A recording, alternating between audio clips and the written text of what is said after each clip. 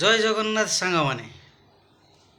ତ এই ছোট ভিডিওକୁ ସ୍କିପ୍ କରିବା ନାହିଁ, ମାତ୍ର 2 ମିନିଟ୍ ସମୟ ଦେବେ।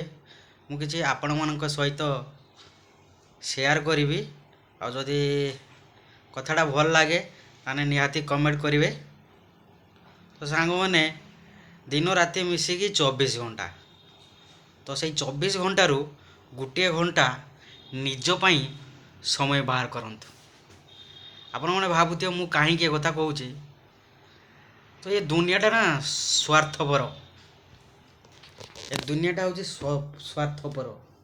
ସେ ମା' ହଉ, ବାପା ହଉ, ଭଉଣୀ ହଉ, ସ୍ତ୍ରୀ ହଉ, ଛୁଆ ହଉ, ଯିଏ ବି ହଉ, ତମ ପାଖରୁ ଯେତେ ଦିନ ଯାଏ ଭଲ କଥା ଶୁଣୁଥିବ, ଯାହା ମାଗୁଥିବ ଦେଇପାରୁଥିବ, ତୁମେ ଭଲ। ଯେବେଠାରୁ ବନ୍ଦ କରିଦେବ ନା, ତୁମେ ସବୁଠାରୁ ଖରାପ ଲୋକ। ଯେବେଠାରୁ ବନ୍ଦ କରିଦେବ, ଆଉ ତମେ ଯେ ଦେଇଥିବ ସେ ସବୁ ଭୁଲିଯିବେ। ଆଜିକି ମରିଏନେ କାଲିକି 2 ଦିନ। ସଂସାର ପଛରେ ସମୟ ବିତେଇକି ନିଜର ଖୁସିଟାକୁ ଜଳାଞ୍ଜଳି କରନ୍ତୁ ନାହିଁ। ମୋ କହିବା କଥା ହେଉଛି, ସମସ୍ତଙ୍କୁ ଭଲ ପାଅ।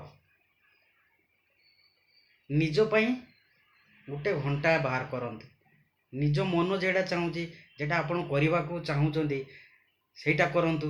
ଯେଟା ଆପଣଙ୍କୁ ଯେଉଁ କାମଟା କଲେ ଆପଣଙ୍କୁ ଖୁସି ଲାଗିବ, ମାଇଣ୍ଡ ଫ୍ରେଶ ହେଇଯିବ, ସେଇ କାମ କରନ୍ତୁ। ପ୍ରତ୍ୟେକ ଦିନ ନିଜ ପାଇଁ ଘଣ୍ଟେ ସମୟ ବାହାର କରନ୍ତୁ। ମରିଗଲେ ସମସ୍ତେ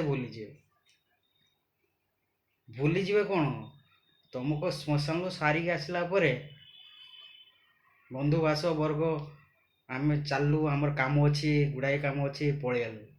11 ଦିନ ଆସିବେ, ପୁରୀ ତରକାରୀ ପୁରା ଶହେ ବାଡ଼ି ଦେଇଯିବେ, ଟିକେ ଲୁହ ଗଡ଼ି ପକାଇବେ, ଖାଇ ଖୁଆକି ଦେଇକି ଭାଗ।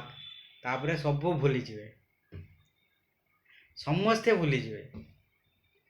ତ ସାଙ୍ଗମାନେ, ନିଜ ଖୁସି ପାଇଁ ଘଣ୍ଟେ ସମୟ ବାହାର କରନ୍ତୁ, ଆଉ ନିଜକୁ ଖୁସି କରିବା ପାଇଁ ଚେଷ୍ଟା କରନ୍ତୁ। କ'ଣ ମନକୁ ଛୁଇଁଲା? ଯଦି ମନକୁ ଛୁଇଁଲା ତାହେଲେ ଭିଡ଼ିଓଟିକୁ ସେୟାର କରିବେ। ରହିଲି, ଜୟ ଜଗନ୍ନାଥ।